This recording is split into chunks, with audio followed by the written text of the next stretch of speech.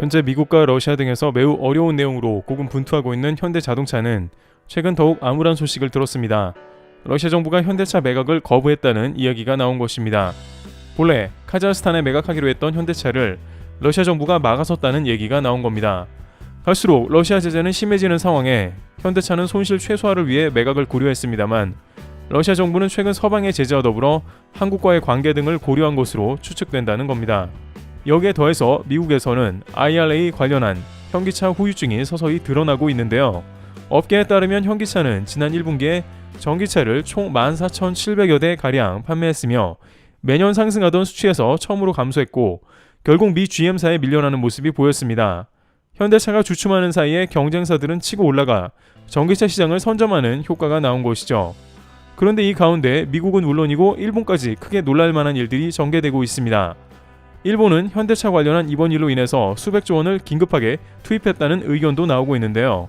역시나 한국에는 확실한 한방이 있다는 것이며 일본의 경우 미래가 불투명하게 되었다는 소식인데요. 게다가 동남아에서 한국 업계의 저력이 밝혀지면서 주변국들도 크게 긴장하는 상황이 펼쳐집니다. 일본은 거의 100조 원에 가까운 돈을 풀게 되었고 미국은 오히려 한국을 다시 보게 되었다면서 한국과 협력을 가속화할 수 있다는 의견을 보이는 등 반응이 엇갈리는 모습도 연출되고 있습니다. 현재 한국이 어떤 업적을 내고 있길래 그러한 상황이 펼쳐지고 있는지 살펴보도록 하겠습니다. 일단 미국에서는 현대차는 미국의 법적인 함정을 뿌리치는 방법을 보여주며 미국을 놀라게 하고 있습니다. 현재 미국에서는 IRA에 일단 제동이 걸린 상황이고 현대차는 이 때문에 발등에 불이 떨어졌습니다.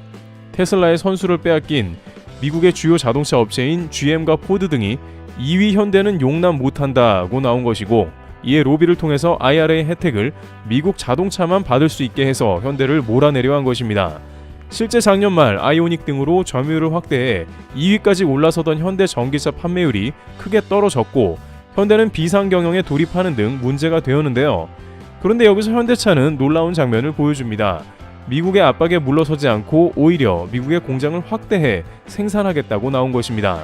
현대차는 IRA 발표 이후에 현재 양산을 2030년에서 2024년 하반기로 거의 5년 넘게 당겼습니다.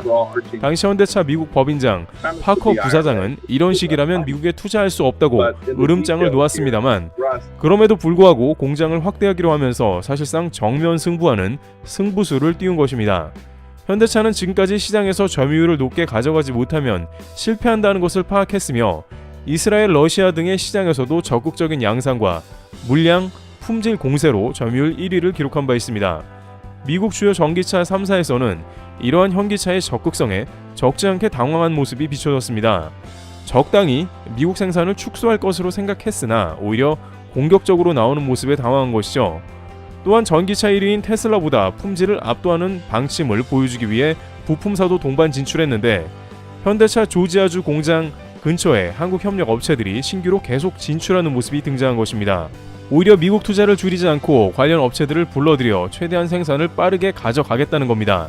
양산에 들어간 제네시스 GV70은 물론 EV9 등 자동차의 미국 내 양산을 극대화시킨다는 방침입니다. 현대자동차 협력 업체인 PHA는 6,700만 달러를 투자해 인근에 신규 공장을 건립했는데 조지아주는 현대차 관련한 프로젝트가 35개가 넘는다면서 환영하며 혀를 내두르는 실정입니다.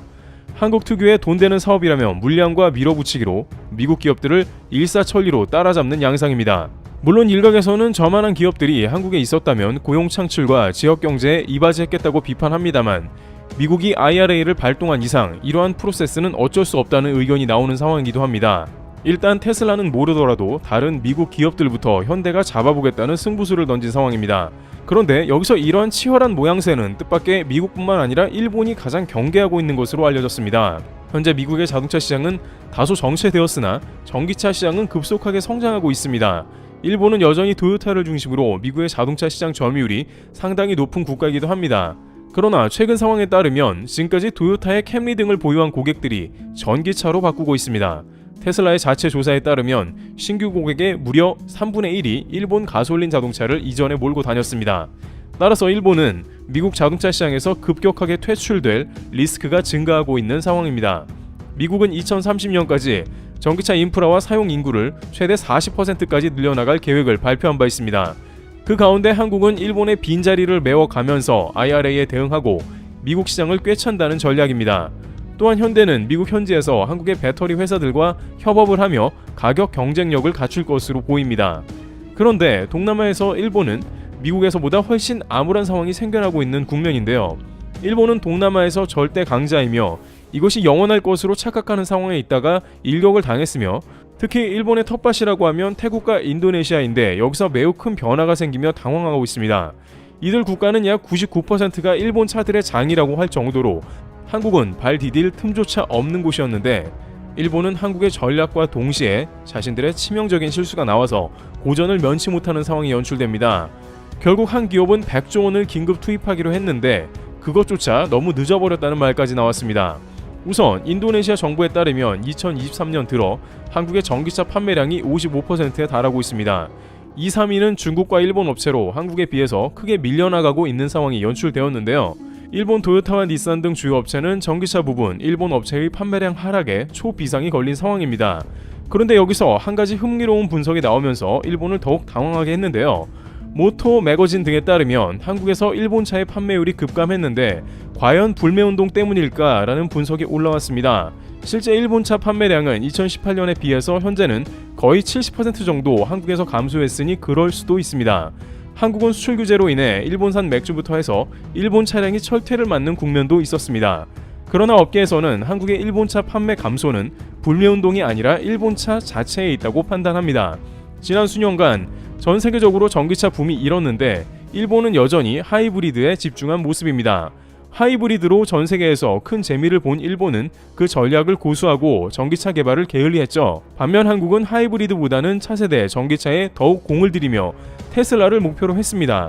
그 가운데 소비자들은 하이브리드에서 곧바로 전기차로 넘어갔고 한국 차의 디자인과 품질이 일본 차를 앞지를 정도로 개선이 되었으며 일본은 자동차 디자인도 취향을 벗어난 경우가 많았습니다.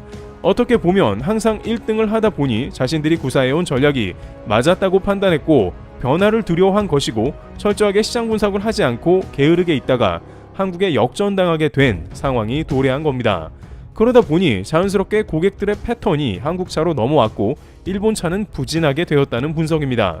특히 전기차 라인이 부실한 일본은 동남아에서 신규 전기차는 거의 폭격을 맞는 수준인 상황입니다.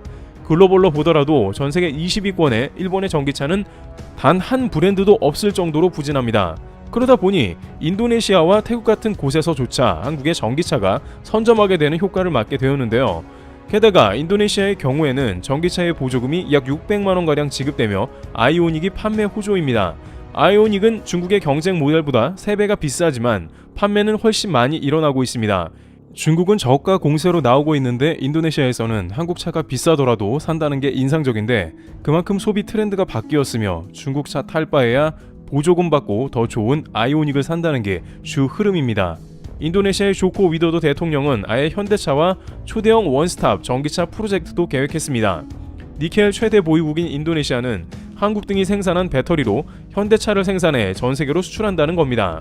인도네시아 당국은 이 배터리 생산을 한국의 LG 에너지 솔루션이 주도하기를 바라고 있으며 인도네시아의 전기차의 핵심 리더가 한국이 되어주길 바란다며 수차례 강조한 것도 유리한 포지션입니다.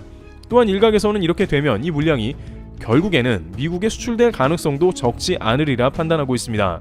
미국에서 생산되는 배터리와 니켈 등이 극소량이므로 중국 대체제가 필요한데 결국 인도네시아밖에 없다는 겁니다.